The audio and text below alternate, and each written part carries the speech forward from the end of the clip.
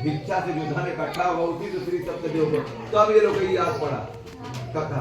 न लड़कियां गई थी, न जाति ब्राह्मण के घर में, न कथा सुनी रहती, न आपस बताती थी, न याद पड़ता। तो बेटियां से कहे तुम घर की सफाई करो, हम चल रहे हैं भिक्षा मांगने।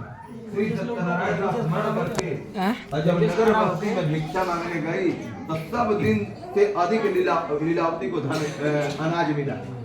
उसको बेचकर सुंदर पके केले का फल, शक्कर, घी, गेहूं का चूर्ण, सारा सामग्री एकत्र करके अपने घर में लेके आई। आटा, चाहे सूजी, चावल का चूर्ण घर में एकत्र करके पूरा सामग्री श्री सत्यनारायण के अपने घर में लेके आई। और दोनों महतारी बेटियां दोनों कथा में जुट गई। जब कथा में जुट गई, इधर महतारी बेटी कथा में जुटी, उधर भगवान ने स्वप्न दिखा दी उस राजा के जहाँ ये लोग बंदी बने थे। उस राजा को स्वप्न दिखाया कि हे राजन, जितना धन साधु बनिए उन दामाद को लिए हो, उससे दुगुना धन देकर, आभूषण देकर, बाल और कटवा कर उनको छोड़ देना। ऐसा न किए तुम्हारा राज्य पाट पुत्र से हाथ धोना पड़ेगा। इधर महतारी बेटी कथा में जुटी, उधर भगवान ने स्वप्न दिखा दी। राजा रात में स्वप्न देखा, सवेरे उठा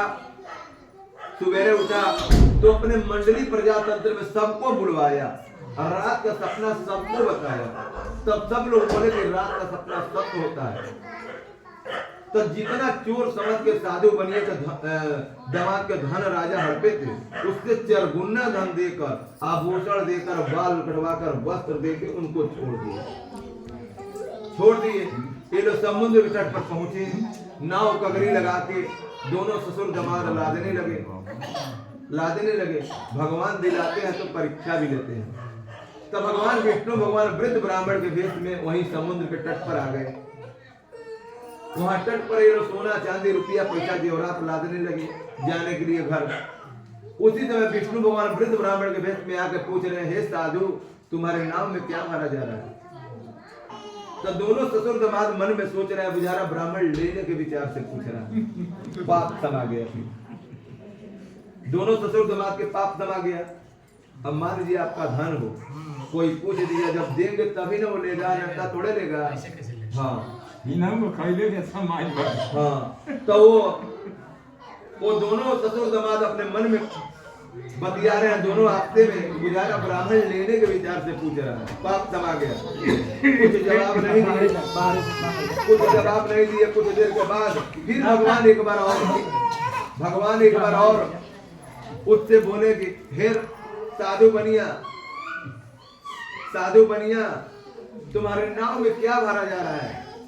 तो दोनों ससुर दामाद घमंड में चूर बोले कि इसमें तो भांग, धतूरा, बेलपत्र भरा जा रहा है। तो भगवान बोले तुम्हारा वचन सत्य हो। वो सोना, चांदी, रुपया, पैसा से भांग, धतूरा, बेलपत्र बन गया। आज जब नजर पड़ी ससुर दामाद के, तब मूर्छित होकर गिर पड़े। वो सोना, चांदी, रुपया, पैसा था, झूठ बोलने के कारण वो भांग, धतूरा, बेलपत्र में प्रवृत्त हो गया। आज जब नजर पड़ी तो मूर्छित होकर गिर पड़े। और भगवान विष्णु वृद्ध ब्राह्मण के वेश में दंडी स्वामी के आश्रम पर जा चुके। देवानां प्रथम देवं सत्यनारायण क्या, देवानां प्रथम देव सत्यनारायण क्या, देवानां प्रसरक्षितम एवं प्रथम देवानां सत्यनारायण का प्रति, देवानां प्रथम देवानां सत्यनारायण क्या, देवानां सत पूजा प्रजापति सत्यनारायण क्या, देवानां समाज क्या, देवानां सत्यनारायण निष्ठा सर्वतम देवानां प्रथम जापति कुशोकेन प्रथम देवानां विष्णु बहुदुखित प्रथम देव चित्तम तन्वार्ता देवं लाति सत्का देव केंद्र भावता इदानि प्रथम देवानां जगत देवानां सत्तार्पितम सत्यदेवस्य महात्मा ज्ञान देव सत्यनिरक्तुजनेचा ततो लीलावती कन्या क्रोड़े कृतं देव लीलावती कन्या स्वामी दुःखितः गृहीत्वा पादुकं देवानां सत्यं देव धर्मस्य सत्त्वभान्त सत्माया च सत्पूजां करिष्यति तथा कर्मणोऽर्थं देवं परिपालकं उवाच देवानां प्रसादं सत्समागतम्। तब ये लोग रोवत बिलकट भांग धतूरा नाव में भर गया। जब लादने लगे तो झूठ बोले तो भांग धतूरा। भगवान विष्णु भगवान वृद्ध ब्राह्मण के भेष में दंडी स्वामी के आश्रम पर जा चुके।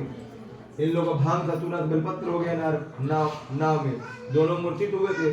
जब होश में आए तो ये लोग दोनों ससुर दामाद रोवत बिलकर दंडी स्वामी के आश्रम पर गए। जब दंडी स्वामी के आश्रम पर ये लोग दोनों गए ससुर दामाद, तो बार बार जाकर दंडी स्वामी के दंडोत करने लगे, मुड़ी पटक के गोड़ लगने लगे वहां। तो दंडी स्वामी बोले कि अभी तक तुम पूजा पड़ा जाती है, किंतु अभी तक नहीं किया, इसलिए तुम लोग को बार बार दुख मिल रहा है।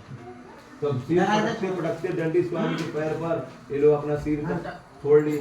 कहे हे प्रभु धन दे के रक्षा कीजिए, घर जाके हम सत्यनारायण का व्रत करेंगे।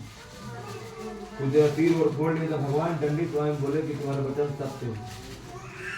फिर जब ये लोग लौटे आपस समुद्र के तट में नाव के पास, तो फिर नाव में सोना चांदी रुपया पैसा जेवरात भर गया और दोनों ससुर दामाद नाव में बैठकर अपने नगर के लिए चल दिए। जब नगर के लिए चल दिए, पूरा समुद्र पार कर चुके, थोड़ा सा जल में आदमी रहता है तो उस पर गांव दिखाई देने लगता है। जब उस पर गांव दिखाई देने लगता है तो गांव के लोग नहा धोआ रहे थे, तो साधु बनिए ने चिल्ला के गांव के लोगों को बोला कि जाके मेरे घर मेरे पत्नी को बता देना कि तुम्हारे पति और दामाद बहुत से धन लेके नगर के समीप आ रहे हैं। ये लोग छूटे थे महतारी बिटिया के चलते, उधर महतारी बेटी कथा में जुटे थे। गांव के लोग गए, उनके पत्नी लीलावती को बोले कि आपके पति और दामाद बहुत से धन लेके नगर के समीप आ रहे हैं, चलिए बुलाए हैं आप लोग। तो महतारी कही बेटी कलावती से, कलावती तुम पूजन समाप्त करना, हम जा रहे हैं अपने पति और दामाद को ले आके आएंगे।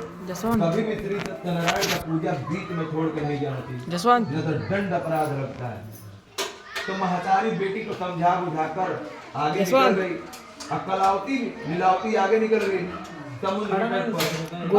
कलावती जल्दी जल्दी पूजा समाप्त करके ये भी बिना प्रसाद ग्रहण किए वो उसी पर चली गई जहाँ इलवा रहे थे समुद्र के तट पर। दोनों महतारी बेटी तट पर पहुंच गई, नाव आके देखी